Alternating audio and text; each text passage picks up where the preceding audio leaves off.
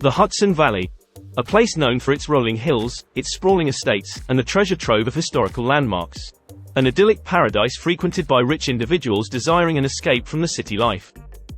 Welcome to Schmancy, the place where we talk all things rich, exclusive, and fancy schmancy. Today, we are taking you through the Hudson Valley, a part of New York State you don't want to miss. Located along the Hudson River and what was known as the center of transportation and commerce in eastern New York, the area exploded into affluence since the days of Dutch and English settlers, well into the 20th century. Dominated by majestic highlands and fjords, with spectacular views of the River and Catskills at every turn, how could it not be the place where the rich would want to build their estates? So if you've got a few minutes to spare, you're welcome to join us on our tour of the most pastoral, most historic mansions, in this most splendid section of New York State.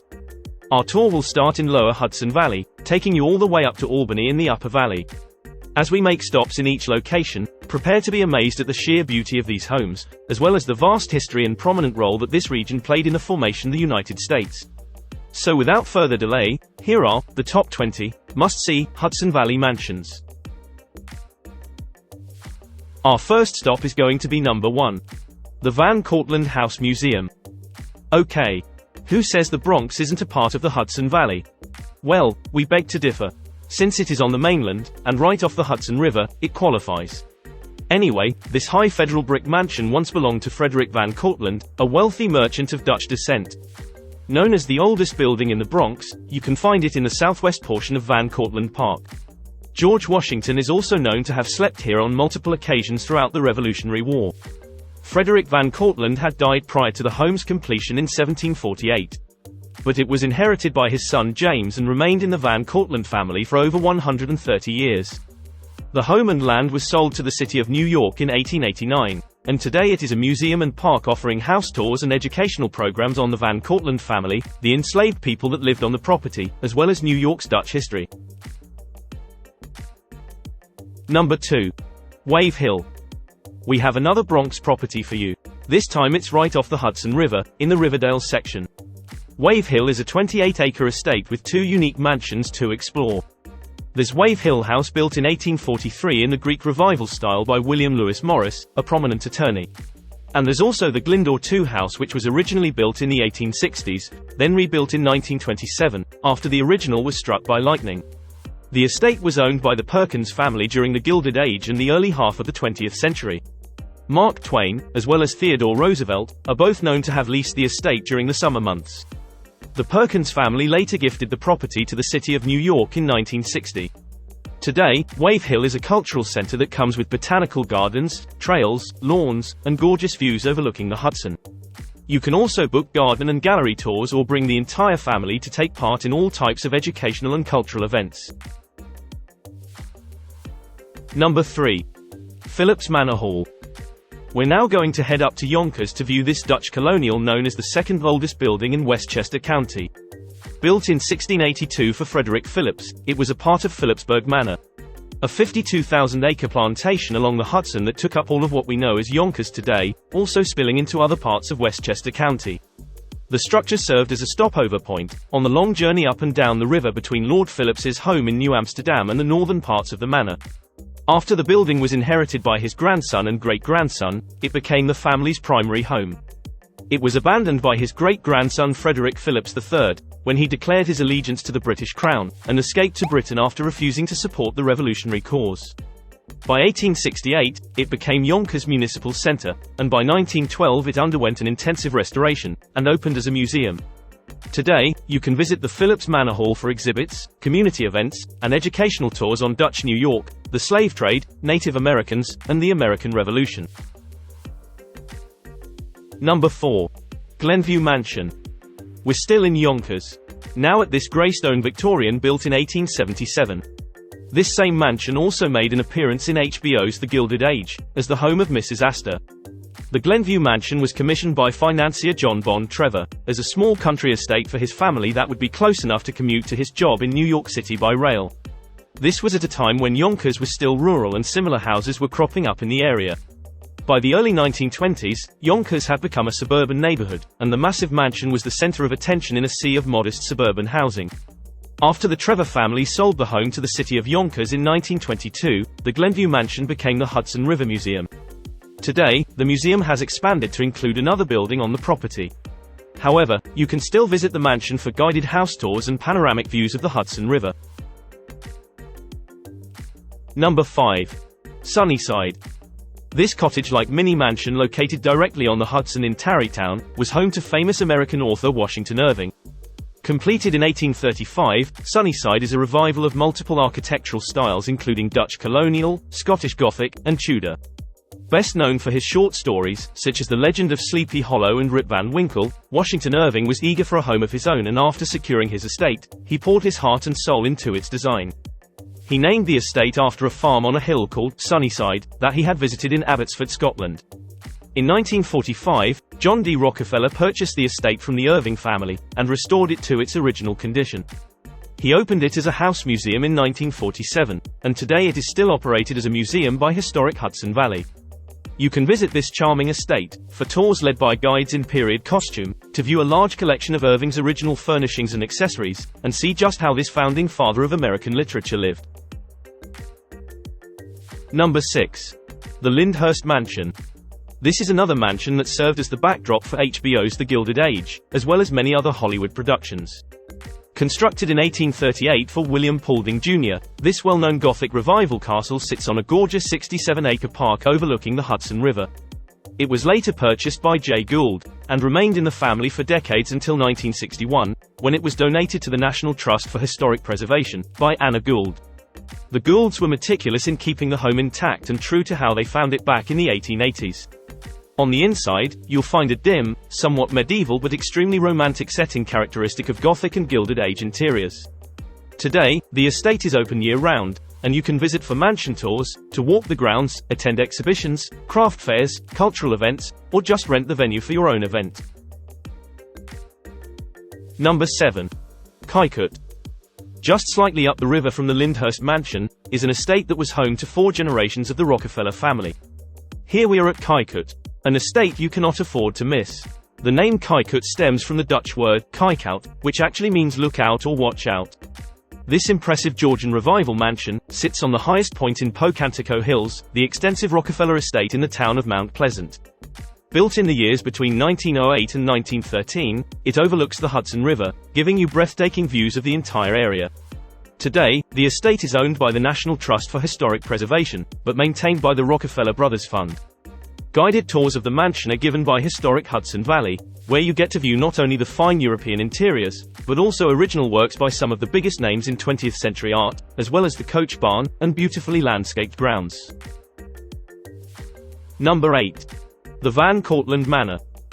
We've now arrived at Croton-on-Hudson, to see another home belonging to the prosperous and prominent Van Cortlandt family. This colonial home was built in 1732, on the 86,000-acre Manor of Van Cortlandt. It was built as a simple hunting lodge for the lord of the land at the time, Stephanus Van Cortlandt. It wasn't until 1749, when his grandson Pierre Van Cortlandt and his family made it their primary home, that it turned into the elegant residence that you see today. The manor is significant, as Pierre had sided with the colonies during the Revolutionary War, and its resources were used to feed and assist the Continental Army.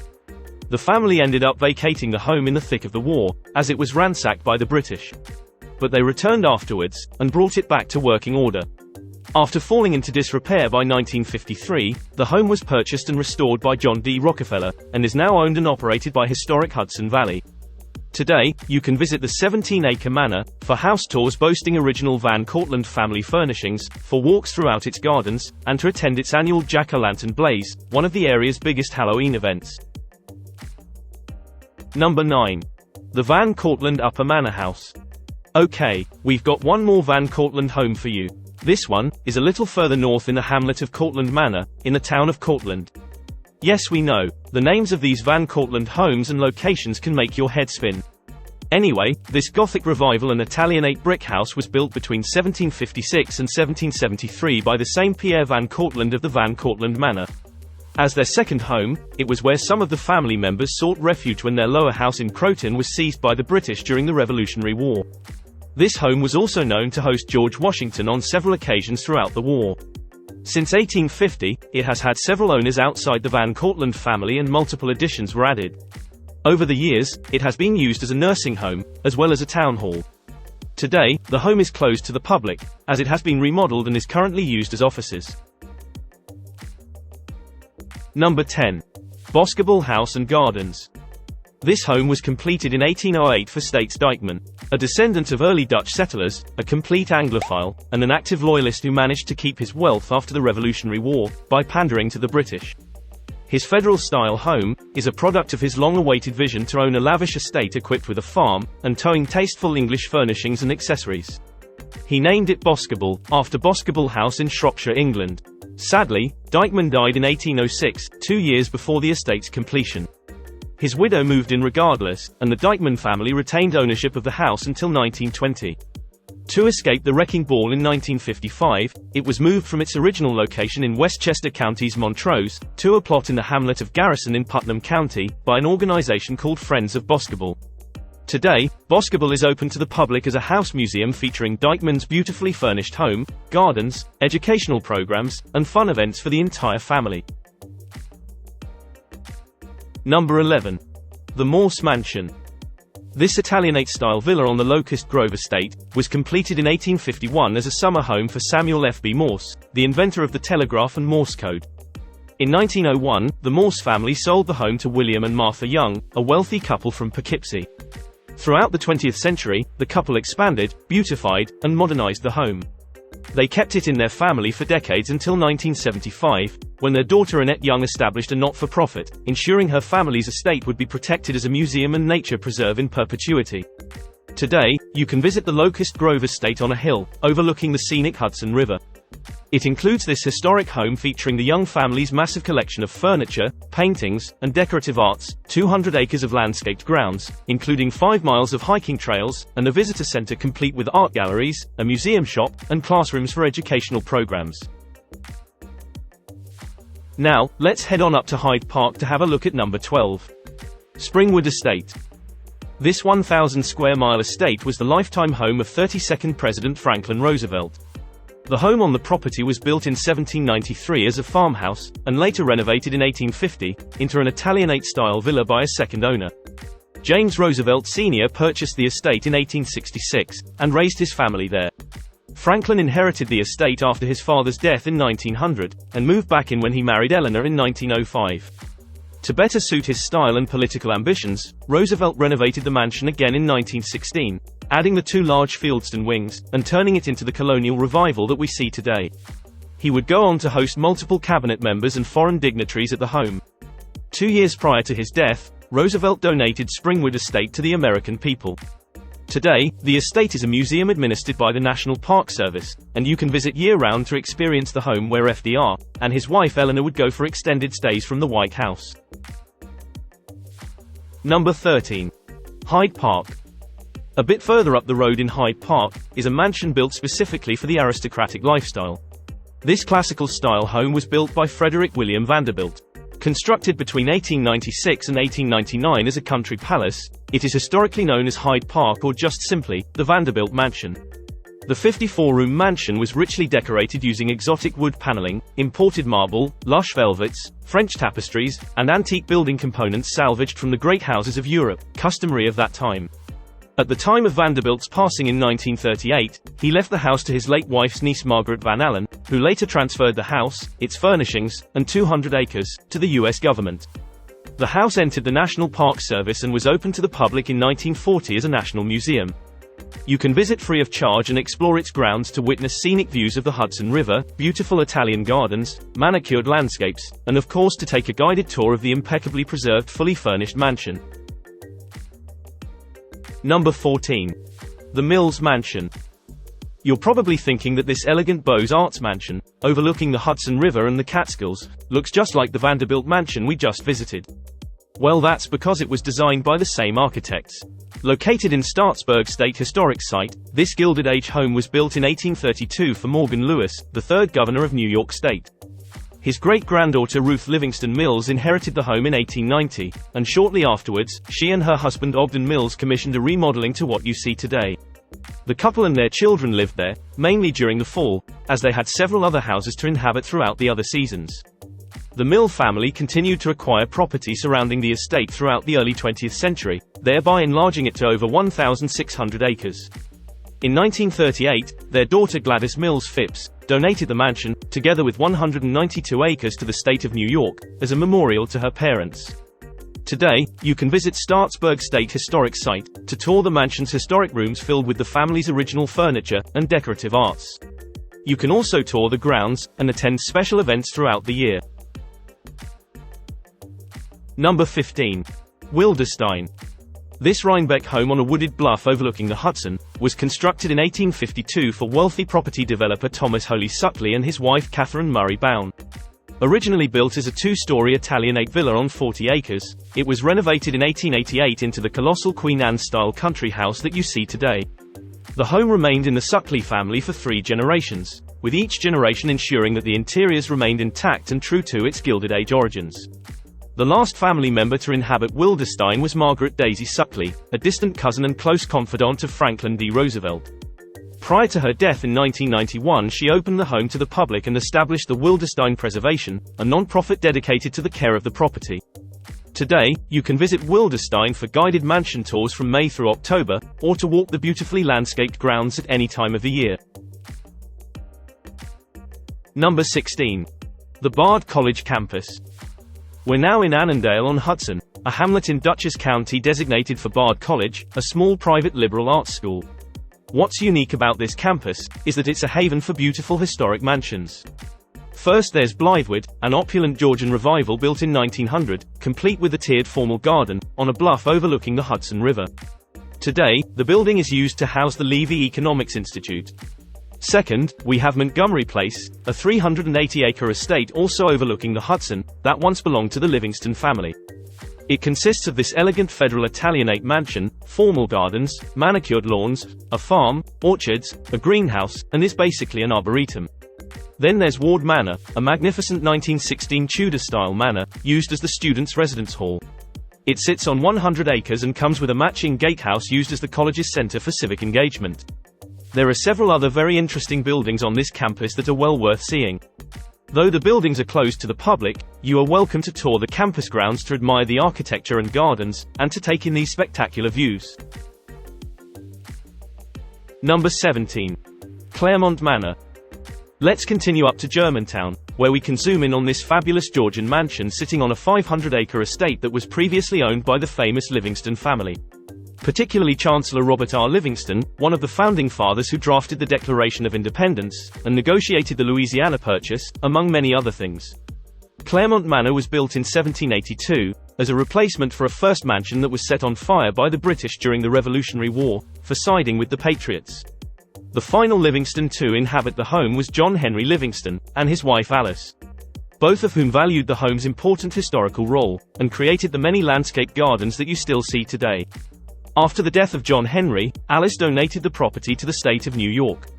Today, you can visit Clermont Manor during spring and summer, for guided tours of the rooms where the formation of the United States took place, to tour the grounds, and of course for majestic views of the Hudson River.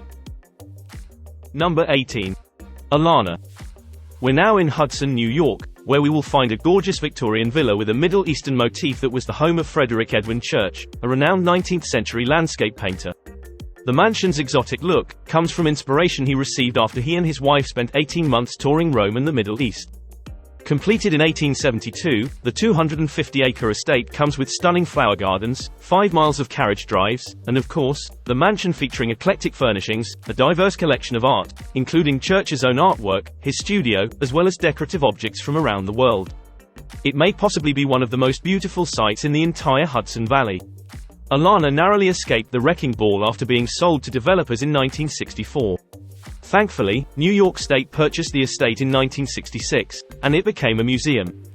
Today, the home and grounds of the OLANA State Historic Site are open to the public year-round for guided tours, educational programs, exhibitions, hiking, picnicking, fishing, and even cross-country skiing. Number 19. The Schuyler Mansion. We finally made it to Albany, the state capital, where we'll find this Georgian-style mansion that was built in 1765 for Catherine van Rensselaer and Philip Schuyler, both of wealthy Dutch descent. Philip Schuyler was a rich merchant, a general in the Revolutionary War, and later a U.S. senator. The Schuyler Mansion was a home, bustling with activity, as the household had many children, and the family was well known for hosting guests such as George and Martha Washington, Ben Franklin, and James Madison. It was also the place where their daughter Eliza married Alexander Hamilton. If you're familiar with the musical Hamilton, then you'll know that the Schuyler sisters came from this home. It's also the place that President William Fillmore married Caroline Carmichael in 1855. During the American Revolution, Philip Schuyler is also known to have operated a network of spies out of this home, which almost got him kidnapped.